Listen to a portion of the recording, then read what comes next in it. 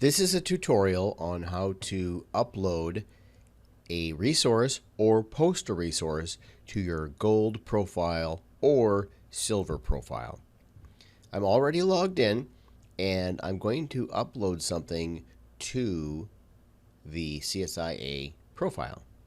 First thing I want to do is log in, of course, and go to the Resources tab, and I will see a selector here so I can choose whether I submit a white paper, a case study, or a best practice. I've already started to enter some information, so I'll jump over to this tab, and I've uploaded a graphic here, a little thumbnail that will represent what the white paper is, giving it a title, giving it a little bit of a description here. This is important so that the content will get found possibly on Google. And so you can write as much as you want here. Well, 1,000 characters or so, so that should be plenty. And then you can actually put the content of the white paper here in its entirety as well. And I'll describe why you might want to do that here at the end of the video. You'll see that you also have a full what you see is what you get, a WYSIWYG interface here, so you can format the text, change the color, provide links, and embed an image or a YouTube video or an attachment of anything like that. Here, what we're going to do is we are going to upload the document, and it's the benefits of the CSIA membership certification flyer for clients. I'm going to click that, and that will pull that in. And then I might also want to select any kind of keywords or categories if my white paper has to do with a particular industry, product, or specialty. That's not the case here, since this is really CSIA specific for end users visiting the site. So I'm not going to choose anything here. And finally, I'm going to click Post. And you can see that I posted this. There's a little image here and what this is about. I can click on the title here, and it'll take me to the page where the resource is held. You can also see that there's the description that I pasted, and I can come here and see that it is now posted. If I made a mistake or see that I have a typo, I can actually edit resource. I could also delete this and start over if I choose. I do not recommend that you delete anything that has been posted for some time, because it might be indexed by Google and you might lose those visitors. So not a good idea to delete unless there is something grossly wrong with this. If you need to make an edit here and you're unsure if you should delete her or not, you should contact CSIA staff and we will assist you in fixing up this existing entry. A case might be where the title is the same, but maybe there's a new version of this. Maybe this is your brochure. There's a new version of this flyer. Well, what we can do is replace the file, but leave this post intact. Now, I do not recommend that you actually post a lot of content to the Resources tab in this way, where you have a short description and only a PDF. Here's the problem. If I come here and visit this link, I click on the PDF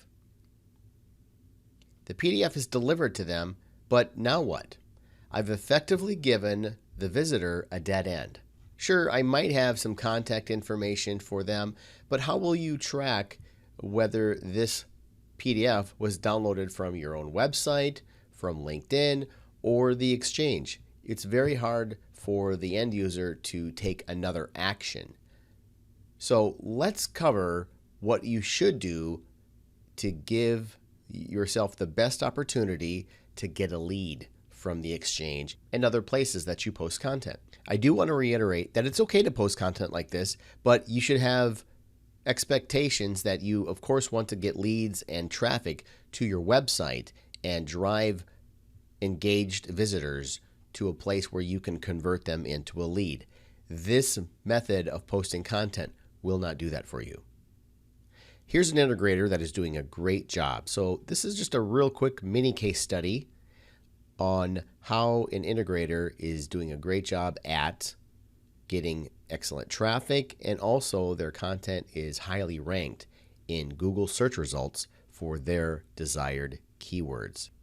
Check the upper right-hand corner just now, and there is a video that talks a little bit deeper about the success that they're getting in their Google search results. So let's show you how you can do what they're doing and get great results just like they are. Okay, so I'm going on to Affinity Energy's profile, and I'm going to their resources tab. And you can see that they have posted several case studies. Should be noted that they do have these case studies already posted on their website, and they've put them here in their entirety, not just the PDF, but in their entirety on their Exchange profile. You can see that they've got a little thumbnail here, a little picture of the case study of the customer that they're dealing with, and we'll look at, it says power monitoring and GE integration. We'll click on that. And you can see this starts to look like it's formatted quite well. Click on read more, and look at that. We actually see a full, almost like a blog article here. Links throughout, set up in a way where it says it's a case study. Challenge, solution, results. Again, contact us now. It's also tagged with several keywords so that people can find their case study based on industries, specialties, and products. So you'll recall that when you post a resource, you can actually have a full formatted WYSIWYG interface in that content section. There, you should take the time to copy, paste in, or write in your complete case study. Take the time to format it, add hyperlinks, add images, link to your website, and what this will do is this content will eventually get indexed by Google based on the keywords that are already in here. So make sure that you've written it in such a way that it has the keywords in it that you want to get found. Finally, the PDF of the case study is not provided here. Their case study is completely recreated here on the Exchange. It does not give me a teaser and lead me to a PDF, which could be a dead end. They've chosen to put their content here. This content will now have a really great opportunity to get indexed by Google and get found by end users who are searching for solutions and keywords that Affinity Energy wants to get found on. The best part of this is that the PDF is not provided here, so there's really no dead end. So people can completely review this and have an opportunity. Here's a strong call to action to contact Affinity Energy. It's also linked back to their profile, and if I want to look at more posts, I can also do that here. But the best call to action that they have is this great download button that they've created. This is just a very simple image that they created in a Photoshop or any kind of image builder. If I click on free download, what that does is that actually takes me to their website. So here now I'm on affinityenergy.com. And now I'm presented with a choice. If I really want this white paper or this ebook, I can fill this out, and now I will get a PDF that gives me more information. This is the beauty of content marketing, where you're slowly educating your customer, and this content is completely, of course, branded with Affinity Energy. From Affinity Energy's standpoint, now I have a lead. I can contact them and say, hey, saw that you downloaded the ebook. Do you have any questions? Now you've got a converted lead. If you only provide a PDF, you're losing an opportunity and convert that visitor into a customer. When you post a resource, it'll show up on your profile in a list like this, and it will also appear on the homepage in the community feed.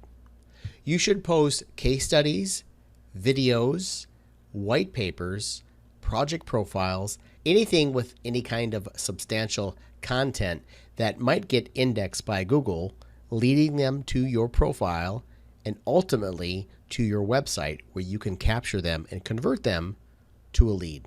That's how you use the Exchange to get leads and how to post a resource. Good luck.